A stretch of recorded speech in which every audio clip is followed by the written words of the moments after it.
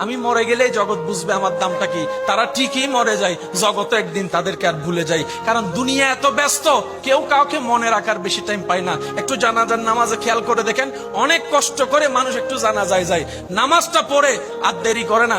কবরস্থান পর্যন্ত যাওয়ার মানুষের সংখ্যা দেখবেন যে একদম কম, কবর দেওয়ার সময় মানুষের সংখ্যা দেখবেন যে আরো কমে গিয়েছে।